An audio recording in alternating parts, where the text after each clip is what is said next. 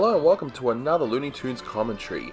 If you're new to the channel, consider subscribing as it helps out the channel, and give this video a like if you do like it. So this is a commentary for A Day at the Zoo, released in 1939. It's the 235th in the series, and it's directed by Tex Avery, which you wouldn't know because of the Blue Ribbon reissue. No idea if the original titles exist, but anyway, so... if you really need a physical copy of this cartoon, it's on the Golden Age of Looney Tunes Volume 3 Laserdisc, which might be more trouble than what it's worth in getting, but anyway. Though hopefully this will be restored, and perhaps at the very least released on a streaming service like HBO Max, but we'll see. At the time of this recording, yeah, nothing yet. So we had the Smoking Camels, and we had the Greyhound, of course, Greyhound bus, and then, you know, some bucks and a few cents. So, look, this is definitely full of just dad jokes, really. That's what I call them. And the Elks references to this fraternal organisation, which I've been informed about. So, here's a little treat for you that Austin Kelly provided to me. The original storyboards for the scene, which suggest that the person in question was going to be, well... yeah, I'm sure you can see what I mean and what they're going for, but yeah, that's okay. At least we found the boards. You know, anything original like that is still a treat to see, regardless of, you know, what's actually going on. I mean, the gag itself is pretty funny, and I especially love this, and Mel Blanc's delivery here, who does all sorts of voices for this cartoon, including the, well, some say Egghead, some say Elmer character, and that particular version is has only got one more appearance, I think, after this. But so yeah, it would be interesting to see the actual Elmer very soon. So of course we've got a reference here, Groundhog Day, Seeing the Shadow. Yeah, well, it's actually one of my favorite movies, by the way, that Groundhog Day. It's fantastic. I watch it very often. So we got a nice little running gag here, you know, do not tease the lion in a cage. That's very, I don't know, I'm pretty sure the lion could probably squeeze through that, but anyway.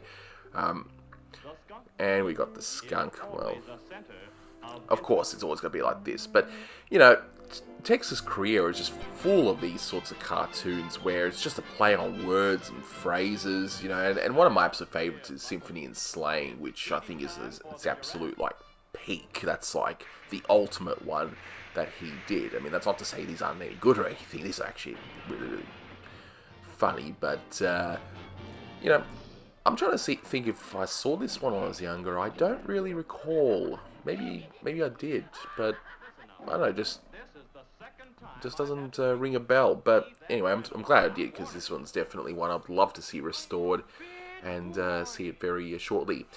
Now, you will see a reference, of course, the whole I'm a bad boy, which is a reference to Lou Costello's famous catchphrase, and so this would actually mark the first time there'll be any sort of Abbott Costello catchphrases. And yeah, multiplying bunnies, ha ha. Very funny. It's so bad that it's just funny. And it's like, wise old owl, like, who? Me? And this bird we'll see shortly wanting a beer. It's just, yeah, you know what to expect with these jokes, but because they're delivered so well and with perfect timing and delivery, you don't care. You just go along with it and have a good laugh. And like this jailbird, just, sure, why not? Why not? And that scene, by the way, I forgot to mention, with the baboon getting the guard to swap him for the human, was animated by Paul Smith, and the part where the monkey's feeding the humans is Virgil Ross. So those are two animation IDs to add. Stool pigeon, lovely, absolutely lovely. This guy is just weird, just, you know, like an ostrich just acting like a chicken. Okay, fine, we'll go with that. And then, yeah, just turns into the egg breaks and it's like a dozen eggs in there. Just okay. Yep. Egghead or Elmer, whatever you want to call him, still going for that line. Like, I didn't get it. Like, what He actually ended up poking his leg then. Didn't notice that when my first watch through of this. Just ridiculous, absolutely ridiculous. But I do remember this gag from somewhere. I don't know, have they reused this gag, with the elephant without the trunk? I mean, sorry to spoil if you haven't seen it. But hey, at least this one's in the public domain, so yeah, go nuts, have fun. But I love that. Just, of course, the trunk is missing. Elephant's trunk. Ha ha. So good. And yeah, pink elephants, I mean, mind you, this is before Dumbo was released, but yeah, pink elephants referred to. Yeah, like a drunken reference. Bread and butter. See, I didn't know this reference, but Austin explained to me it's just like a phrase that's used, to stick to, it's when a pair of people say they're walking together and a tree or path, a pole comes across their path. It's they separate for a brief moment. That's just saying bread and butter. I mean, it's definitely not something I heard of before, but yeah, cool. I learned something new. Fantastic. Yeah, Wildcat. Well, sure. I mean, is it gonna be anything else? I mean, really. I love the animation on it, though. Just the acting,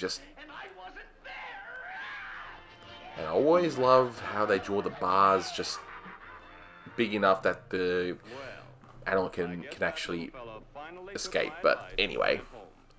And the expression on this lion just look at that. It's so good, so good.